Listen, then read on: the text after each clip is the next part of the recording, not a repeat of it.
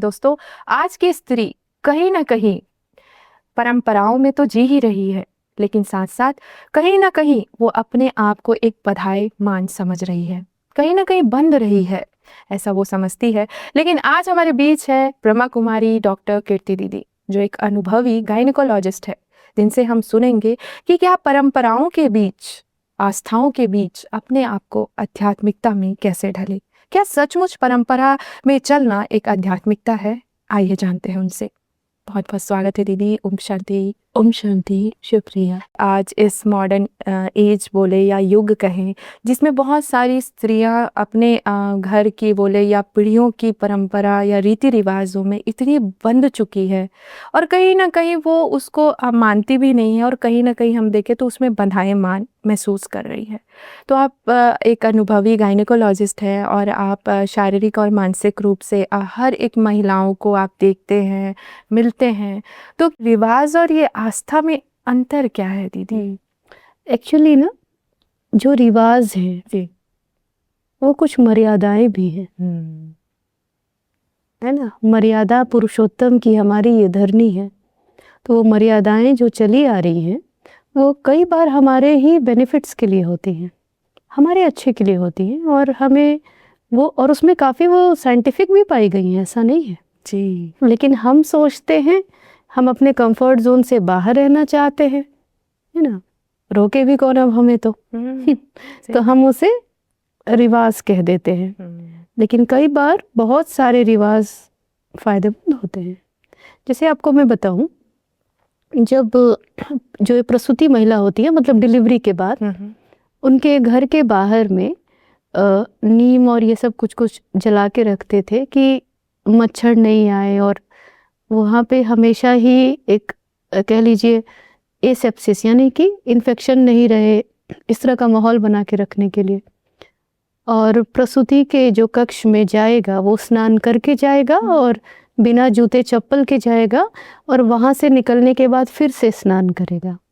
ये रिवाज बहुत सही है ना, हाइजीन मेंटेन करने के लिए, इन्फेक्शन कंट्रोल करने के लिए ये बहुत इम्पोर्टेंट है। मैं देखती हूँ, मुझे बहुत आश्चर्य होता है जब जो उनके परिजन हैं वो जूते पहन के चले जाते हैं उनके कक्ष में, तो मैं उन्हें ये स्मृति दिलाती हूँ कि आप भूल गए जो हमारे परंपरा रहा करती थी कि द्वार के बाहर जो प्रसूति महिला होती है वहाँ नीम के पत्ते चलाते थे और जूता चप्पल खोल के आते थे। आप जूते के साथ कैसे चले आ गए? न्यूबॉर्न बेबी है वहाँ, तो आप बताइए क्या ये गलत है? अब आप कहिए कि ये कौन सी ओल्ड फैशन आप हो गई हैं, क्या प्रॉब्लम है? ये सारी चीज़ें बहुत इम्पोर्टेंट है। इसी प्रकार से जैसे हमने मासिक धर्म के समय में जो बहुत सारी चीज़ें हैं, बहुत अच्छा होता था वो, जो आपको 3 से 5 दिन बैठा दिया जाता है ना, बहुत इम्पोर्टेंट है। हमारे जो ये मेंस्ट्रुअल साइकिल है ना, ये ऋतुओं की तरह है जी। और ये जो हार्मोन्स होते हैं ना हमारे पूरे साइकिल में, उसमें जब ये जो वेट डेज होते हैं आपके, ये हमें ये बताता है कि हाइबरनेशन में जाओ। जैसे विंटर का सीजन होता है ना, तो ये बताता है कि अभी आप हाइबरनेशन में जाओ, रेस्ट करो, ये समय है रेस्ट और रिपेयर का। तो ये बॉडी की नीड होती थी कि रेस्ट किया जाए। तो जो रेस्ट करते थे, किचन में नहीं जाना है आपको, पूजा नहीं करना है, मंदिरों में नहीं जाना है, हाँ, ऐसे भी बहुत सारे जगह होता है। इसमें देखिए बहुत समझने की बात है कि उसके लिए सबसे बात यह है कि हाइजीन की भी बात होती है। जैसे कई जगह पानी की समस्या होती है बहुत क्षेत्र में, तो वहाँ पे अगर हाइजीन की बात है तो इसीलिए कहा जाता था कि अगर आप स्नान नहीं कर पाते हैं, ऐसा कुछ भी है, तो आप अलग रहिए। लेकिन यहाँ एक बहुत इंपॉर्टेंट मैसेज हम देना चाहते हैं। कई बार क्या होता है, गलती से यदि कोई पूजा का सामान छू देता है तो घर में इतनी अशांति फैल जाती है कि ऐसा लगता है जैसे सब कुछ बर्बाद हो गया। भगवान आपको सजा इसके लिए नहीं देते हैं, इस बात को भी समझना है कि अगर गलती से, है ना, कोई अगर पूजा की सामग्री या भगवान का फोटो टच हो गया आपसे, आपको भगवान उसके लिए सजा नहीं देंगे, क्योंकि ये नेचुरल चीज है, प्राकृतिक चीज है। तो भगवान क्यों सजा देंगे? आपसे कोई पाप हुआ है क्या? यहाँ ये चीज समझने की बात है। तो रिवाज और परंपराएं ठीक हैं, जी। लेकिन उसको लेकर के डर बना लेना अपने अंदर, ये गलत है। उनको ये डर हो जाता है दीदी, जैसे महिलाओं को कहीं श्राप तो है नहीं ना, मिल हाँ, जाएगा, कहीं मेरे अंदर ही कुछ कुछ नुकसान तो नहीं हो जाएगा, ऐसा कुछ नहीं होता है। आपको सिर्फ रेस्ट के लिए कहा गया है, हाइजीन मेंटेन करने, भोजन नहीं बनाने दिया जाता है, है ना। तो वो तो किचन में भी अलाउ नहीं करते दीदी, आज भी है वो। अचार खराब हो जाता है अगर आप अचार टच करेंगे, कुछ लोगों का कहना है। ऐसा मतलब उसका कुछ आपने जैसे सिर्फ बताया, ऐसा कुछ नहीं होता है कि अचार खराब हो जाता है। It is always related to the hygiene. जी। सब कुछ जो है आपके सफाई से रिलेटेड है, इसके अलावा और कुछ भी ऐसी बात नहीं है। तो मैं यही कहूँगी कि जो मर्यादाएं हैं, रिवाज हैं, काफ़ी साइंटिफिक हैं, हमारे लिए बनी है, मगर उनको ले करके हमें अपने अंदर इतना डर नहीं होना चाहिए, है ना। कभी कभी अगर हमें उसमें एडजस्ट करना होता है, मुझे याद आता है मैं बचपन में छोटी सी थी और अपने पिताजी के साथ बाहर गई थी, और क्या हुआ कि हमें पिताजी को दर्शन करना था संकट मोचन का, हनुमान जी का, और हमारे समय में थोड़ा सा तो हम उतना शेयर नहीं कर पाते थे। तो मैं आपको आज भी एक बात बताना चाहूँगी। मैं अपने पिताजी के साथ मंदिर गई और मैंने संकट मोचन हनुमान जी की आंखों में देखा, और मैंने यही कहा कि आप मेरे पहले पिता हैं जी, आपको पता है सब कुछ, मैं किसी से कुछ नहीं कह पा रही हूँ, अब आप देख लीजिए मैं आपके घर आई हूँ और आज मैं आपके सामने बैठी हूँ, तो क्या मैं श्रापित हूँ? जी। मैंने वैसे ही सिचुएशन में मंदिर में 2 घंटे बैठी हूँ मैं, हमें जो नेक्स्ट ट्रांसपोर्ट था उसका वेट करना था, तो क्या मैं श्रापित हूँ? क्या लगता है? उसके बाद ही मैंने मेडिकल निकाला है, आज मुझे भगवान का प्यार मिल रहा है। सारी बातें समझने की हैं। तो दीदी ये तो रही बाहर की बातें, पर कहीं ना कहीं अंदरूनी अपनी बोलना चाहिए, जैसे आपने हाइजीन का बात किया, तो आपने कहा कि हाइजीन मेंटेन करना है, तो अंदरूनी रूप से हमको कहीं ना कहीं डर लगता है, या ऐसा लगता है नहीं, अभी एक महिला होने के नाते कि हमको ऐसा लगता है नहीं मैं वहाँ नहीं जाऊँगी, मेरे कारण दूसरों को फिर कहीं ना कहीं कुछ पता चला तो मुझे लोग कहेंगे, तो कहीं ना कहीं वो अपराधी अपने आप को महसूस करती है। बिल्कुल तब नहीं, क्या हाँ, करना ये बिल्कुल होता है। जैसे मैंने आपको अपना एग्जाम्पल दिया कि संकट मोचन के मंदिर में जहाँ बहुत मेंटेन करना पड़ता है, मैं ऐसी ही स्थिति में गई। सब कुछ माइंडसेट है, मैं अपराधी बन के नहीं गई थी, मैं ये सोच के गई थी वहाँ पे कि मेरे पास कोई और ऑप्शन नहीं है, क्योंकि मैं अपने फादर को नहीं बता सकती थी, कुछ नहीं कह सकती थी, और वो चाहते थे कि मैं भी उनके साथ दर्शन करूं। तो इसी रीति से कभी कभी यदि आपको इस दायरे को क्रॉस करना पड़ता है, समय की नीड होती है, गिल्ट में मत आइए, वो समय की मांग है। और हमेशा ही जैसे आप कह रहे हैं ना कि यदि मान लीजिए भोजन ही पका दिया और घर में कोई नहीं है, बूढ़े माता पिता हैं, बीमार है, तो कौन पकाएगा भोजन? खुद को ही पकाना पड़ेगा। यू मेंटेन योर हाइजीन, आप साफ सफाई अपनी रखिए, स्नान करिए और आप पकाइए। तो दीदी इसमें आध्यात्मिकता कैसे काम करता है? जैसे आप तो बहुत सारी महिलाओं को देखते हैं और आप बहुत सारे टिप्स भी देते हैं, तो आध्यात्मिकता का इसमें क्या रोल है? आध्यात्मिकता का मतलब ही सिर्फ ये होता है खुद को जानना। तो इसमें जब आप, जो आपने कहा ना अपराध बोध, तो इसमें आध्यात्मिकता का यही रोल है। आपका ये शरीर है, नेचुरल देन है, आत्मा पति थोड़ी ना है जी, बहुत सुंदर, वो तो शुद्ध है, अभी भी शुद्ध है, आत्मा अभी भी शुद्ध है, पवित्र है, स्वच्छ है, साफ है, पाक है जी जी। तो फिर क्यों अपराध बोध, है ना। तो यहाँ यही चीज बहुत इंपॉर्टेंट हो जाती है। और दूसरी बात ये कहना चाहते हैं कि जो कई बार हमने देखा है बच्चियों को, वो सोचते हैं ना कि ये लोग बड़े पुराने ख्यालात के हैं जी। बहुत आजकल सुनने में मिलता है कि आप पुराने ज़माने की हैं, आप मुझे मत बताइए। मैंने देखा है कुछ लोग ये सोच करके नहाने से भी बचते हैं, कहते हैं कि क्या ज़रूरत है स्नान करने की, आई एम फाइन, ये सब पुरानी बातें हैं जी। मैंने ये लोग देखा ऐसा कहते हैं कि नहाने की क्या ज़रूरत है, ऐसा ये तो पुरानी बातें हैं, ये सब ओल्ड फैशन्ड है, सब नॉर्मल चीज़ है। स्नान करना आपके लिए है, किसी और के लिए नहीं। दीदी ऐसा कहते हैं कि आप इस समय लो एनर्जी या लो वाइब्रेशन में है, तो इसका क्या? वाइब्रेशन लो नहीं जी है, जी एनर्जी भी लो नहीं है। जी। जैसा हमने आपसे बताया कि ये साइक्लिक जो हमारा पूरे मंथ का होता है, ये समय है हाइबरनेशन का, आप इसको ले सकते हैं, रेस्ट एंड रिपेयर का। एनर्जी आपकी, एनर्जी लो अगर आप ये माने तो ये भले हो सकता है कि इस्ट्रोजन हार्मोन का लेवल इस समय बिल्कुल लो हो जाता है, और एक वुमेन को सुपर वुमेन बनाने वाला हार्मोन है इस्ट्रोजन, है ना। अब देखी होंगी कि जैसे शुरू में जब ड्राई डेज में मासिक के बाद से 10वें दिन के आसपास आप बहुत एनर्जेटिक रहती हैं, उसके बाद धीरे धीरे आप सुपर वुमेन हो जाती हैं, है ना। वो लगता है जैसे वसंत ऋतु है आपके लिए। और उसके बाद धीरे धीरे जब एस्ट्रोजन और प्रोजेस्टेरोन का लेवल डाउन होता है, तो जिसे आप लो एनर्जी कह रही हैं, है ना, लगेगा जैसे थका हुआ है, और अचानक से लगेगा अभी उतनी कार्य क्षमता हमारी नहीं है, मन भी भारी, मन भारी, क्योंकि एस्ट्रोजन कम होने लगता है।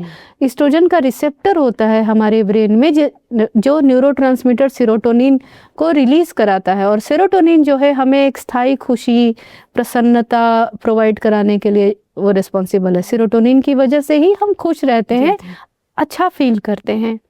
तो आप ही सोचिए, जब एस्ट्रोजन कम हो गया तो सेरोटोनिन कम हो गया, तो जो मन खुश था वो कम खुश रहेगा। आप सुपर वुमेन थी, अब आप थका फील कर रही हैं, है ना। तो ये चीज़ें होती हैं, इसीलिए लो एनर्जी रहता है। तो आप रेस्ट में जाइए। मैं तो कहती हूँ कि उस समय ना कुछ अच्छा पढ़िए, है ना, सेल्फ हेल्प बुक जो आती है, कुछ अपने लिए अच्छा लिखिए, एक्सप्लोर कीजिए कुछ, है ना। थोड़ा सा बाहर बगीचे में जाइए, नेचर के साथ रहिए, अपने साथ रहिए। इस समय को यूटिलाइज ऐसे आप कर सकती हैं। हाँ दीदी, जैसे कि आप कई वर्षों से राजयोग का अभ्यास कर रही हैं, आप ब्रह्मा कुमारी से जुड़ी हुई हैं, तो आपके जीवन में क्या ऐसा बदलाव आया? जैसे हम पुराने दुनिया, जैसे आप लोग कहते हैं, जब आप ज्ञान में नहीं आए थे तो पुराने युग के थे या पुराने रीति रिवाज को मानते थे, तब का और अब के जीवन में उस टाइम क्या आपको चेंज दिखा है? जैसे मुझे जो ये चीज़ें हैं ना, आपको बताऊँ, मैं पहले बहुत चिड़चिड़ा जाती थी, ये समय जो है, जी ठीक है, और काफ़ी कहते हैं ना क्राइंग बाउट्स आते थे। और मैंने खुद ये देखा है कि अभी ऐसा नहीं कहूँगी कि बिल्कुल नहीं है, लेकिन बहुत जल्दी कंट्रोल हो जाता है। मैं समझ जाती हूँ कि नहीं, मुझे अभी ये अभ्यास और करना है। तो कहते हैं ना, परमात्मा प्रेम को जब आप अनुभव करने लगते हो ना, वो हील करता है। तो मेरा ये खुद का ही अनुभव है कि पहले से और अब में बहुत अंतर समझ में आता है, और थकावट कम होती है ना। वैसे तो डॉक्टर्स को मैंने देखा है, आप एक बार सहन शक्ति की बात कर रही थी ना, तो सहन शक्ति देखिए ना, हर किसी में होता है। जो खास करके गायनेकोलॉजिस्ट होती है ना, आखिर तो उनका भी शारीरिक संरचना वैसी ही है ना। रात में 12 बजे उठ के आप सिजेरियन कर रहे हैं, रात भर आप जगे हुए हैं, सुबह आप ओपीडी कर रही हैं, आपकी फैमिली भी है, आपको पढ़ना भी है, और वो दिन तो उनके साथ भी होता है। तो वो कैसे कर पाती हैं? क्योंकि हमारी जो ये फिजिकल ट्रेनिंग हमारी पढ़ाई के साथ साथ हो चुकी होती है। तो सहन शक्ति तो ऑलरेडी है ना, तो यहाँ हम सहन कर पाते हैं, लेकिन परिवार में फिर हमें कोई कुछ बोल देता है तो हम नहीं सहन कर पाते हैं, क्योंकि वहाँ हमने इसको प्रैक्टिस नहीं किया है। बहुत सुंदर है। तो उसी रीति से मैंने ये देखा है, ये चीज़ तो पहले भी बहुत ज़्यादा था सहन करने का, और हम लोगों ने तो चाहे कुछ भी हो जाए, रात भर जग के ऐसे समय में भी बहुत कार्य किया है, कभी कोई तकलीफ नहीं हुई। लेकिन जो मानसिक स्वास्थ्य की बात अगर करें ना, तो शरीर भले चलता था, लेकिन मन जो है ना, वो बहुत खुश नहीं रहता था।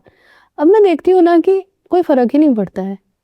बहुत सुंदर दीदी, ये आपकी अंदरूनी ताकत है जिसको मैं, और हमारे ब्रह्मा कुमारीज जो है, it is the largest women led organisation. आप सोच सकती हैं कि ये बहनों की ही संस्था है, और सारे मेजर डिसीजन यहाँ बहनें लेती हैं। वंडर है ना। सारे सेवाएं यहाँ बहनें करती हैं, है ना। कैसे करती हैं? राजयोग, यानी आत्मा राजा है, और इस शरीर को चलाने वाली शक्ति है। मैं चला रही हूँ इसे, ये मुझे नहीं चला रहा है। बहुत सुंदर। तो जो कुछ भी इसमें हो रहा है, उसका प्रभाव मुझ पर नहीं पड़ रहा है। मेरी शक्ति से मैं तन को चला रही हूँ, तो तन भी खुश तो मन भी खुश। तो ये मैंने देखा है और फिर सीखा है, और अभी भी सीख रही। बहुत सुंदर दीदी आपने बताया। मेरा अगला प्रश्न है कि हमारी आज की युवा पीढ़ी जो है, जो ये सब रीति रिवाज को मैं कहूँगी ऐसी हंसी में ले लेते हैं, हाँ ठीक है चलता है, वो पहले होता था अब नहीं। और बहुत सारे रिसर्च में अभी देखा गया है कि आपको रोज़ नहाने की ज़रूरत नहीं है। और कहते भी हैं कि ठीक है, अभी वो प्रूफ भी करके उन्होंने दिखाया, तो इसके पीछे का क्या ये इट्स नॉट अ रहस्य न्यू है? थिंग, ये कोई जी। नई बात नहीं है, ये तो शुरू से ही है कि जो हमारा ये स्किन है ना, जी। इसमें ये बना ही उसलिए है कि बहुत इन्फेक्शन से हमें ये कंट्रोल कर सके। तो ये जो हार्ड सोप होते हैं ना, इसको जब हम लगाते हैं, ये तो क्या करता है कि हमारे जो नेचुरल ग्लैंड्स होते हैं, जो सीबम होता है, उसको ये हटा देता है, जो हमें इन्फेक्शन से बचाता है, प्रोटेक्ट करने के लिए। जी। तो जब बहुत ज़्यादा आप स्नान करते हैं, बार बार सोप लगाते हैं, तो ज़रूर हमारे जो ये इन्फेक्शन होने का जो रेट है वो हो सकता है बढ़े। लेकिन एक बात बहुत इंपॉर्टेंट है, इसे आप बहाना नहीं ले सकते हैं नहीं नहाने का, क्योंकि आपको बता रहे हैं, डिपेंड करता है कि आप कैसे सिचुएशन में रहते हैं। यदि आप सिर्फ एसी में रहते हैं तो और आप बाहर बिल्कुल भी नहीं जा रहे हैं, तो ये आपको साबुन लगाने की हमेशा ज़रूरत नहीं है जी। लेकिन सिंपल एक जो है ना, आप शावर बाथ ले सकते हैं, आपको फ्रेश लगेगा। क्या फ़ायदा होगा उससे? जो स्किन होता है ना, उसमें वेजो कॉन्स्ट्रिक्शन होता है, और कह लीजिए ब्लड सप्लाई और बढ़िया हो जाता है स्किन के लिए जब आप शावर लेते हैं तो, है ना। पानी का टेम्परेचर बिल्कुल नॉर्मल होना चाहिए, ना बहुत ठंडा ना बहुत गर्म होना चाहिए। आपको ताजगी लगेगा, एक वो कह लीजिए मेडिटेशन की तरह फील होगा आपको। वो एक्सरसाइज की तरह फील होता है एक तरह से, है ना। अगर आपका मन एनर्जेटिक लगेगा, मन थका हुआ है, जस्ट आप एक शावर लेके आ जाइए, आपको हर बार साबुन लगाने की जरूरत नहीं है। सेकेंड थिंग, यदि आपका आउटडोर एक्टिविटीज ज्यादा है ना, आप पब्लिक ट्रांसपोर्ट में ज्यादा ट्रैवल कर रहे हैं, है ना, बहुत सारे लोगों के बिल्कुल क्लोज कांटेक्ट में आ रहे हैं, then you have to take bath daily, आपको साबुन लगाना है। तो बातों को ना हमें पूरे सिनेरियो में देखना चाहिए। सिर्फ एक कोई बात हुई कि यदि आप ज़्यादा नहाते हैं तो आपको जो है वो आपके स्किन को डैमेज कर देता है, यस इट इज़ ट्रू, मगर सिर्फ इसी बात को लेके नहीं चलना चाहिए, हमें एज अ होल सिनेरियो देखना है ना। आपके स्किन को डैमेज, अगर आप इस पे बहुत गरम गरम पानी और हार्श सोप लगा रहे हैं, सबको पता है पहले तो मुल्तानी मिट्टी से स्नान किया जाता था, यही कारण है। दीदी आज भी गांव-गांव में ये रिवाज है कि आप जितने बार वॉशरूम जा रहे हो उतने बार नहा के आइए। बहुत सारे गांवों में ये रिवाज है। मैं समझती हूँ कि आपके संस्था में भी ये चीज़ को बहुत जोर दिया गया है कि स्नान बिल्कुल स्नान करना चाहिए आपको। मैंने जैसे आपसे कहा ना कि देखिए अभी के सिचुएशन में क्या हो रहा है कि जो साबुन बनता है उसमें जो केमिकल्स होते हैं, उसमें कुछ एंडोक्राइन डिसरप्टर्स भी होते हैं जो हमारे शरीर को नुकसान पहुंचाते हैं, उसको आप ओवर यूज कर रहे हैं तो। लेकिन आप सिंपल शावर तो ले ही सकते हैं, या कोई माइल्ड सोप हो, है ना। इसलिए मुझे लगता है कि ये कोई एक्सक्यूज नहीं हो जाना चाहिए कि हमें स्नान नहीं करना। ये तो आजकल क्या हो रहा है, छोटे बच्चे सीधे कह देते हैं कि ये तो रिसर्च हुआ है कि स्नान नहीं करना चाहिए। बहुत सारे ऐसे लोग बताते भी हैं। पूरी बात को समझना है यहाँ। आप बताइए, एक डॉक्टर जो है, हम लोगों को जब भी ऑपरेशन थिएटर में जाना होता है, हर केस से पहले हमें बहुत अच्छे से स्क्रब करना होता है पूरा। तो फिर हम भी कह सकते हैं कि हमारा डैमेज हो रहा है। इस बात को समझना है कि वो कहना क्या चाहते तो हैं। दीदी हमें क्या बिना सोप के 1 वीक में एक बार ही सोप यूज करें, ऐसा कह रहे हैं आप? जो इंडोर में है, जो इंडोर में है, और आप अगर बहुत लोगों के कांटेक्ट में नहीं आते हैं तो आप वीक में 2 बार सोप यूज कर सकते हैं, डिपेंड करता है। अगर आप बिल्कुल ही कहते हैं ना प्रोटेक्टेड एनवायरनमेंट में हैं, आप लोगों से कांटेक्ट में ही नहीं आते हैं, then it's fine. But it is not okay with a doctor, with a medical professional, with a healthcare professional. They have to take bath daily. We can't take excuse. हम excuse नहीं दे सकते हैं। ये हमें पता है कि वो डैमेज होता है। और आप सच बताइए, किसको नहीं पता था कि हम जब डेली सोप लगाते हैं तो स्किन डैमेज हो सकता है? जी, सबको पता है। ये कोई नई बात नहीं है। तुरंत स्किन ड्राई हो जाता है, तुरंत स्किन ड्राई हो जाता है, समझ आता है। तो ये कोई नई बात नहीं है, लेकिन थोड़ी समझ के साथ चलने की है। ओम शांति, ओम शांति, शुक्रिया। तो साथियों, आज की बातचीत हमें याद दिलाती है कि जितनी भी परंपराएं, रीति रिवाज है, वो साइंटिफिक रीजन से बना हुआ है, और कहीं ना कहीं वो स्वयं के लिए भी, स्वयं के प्रोटेक्शन के लिए भी बना हुआ है।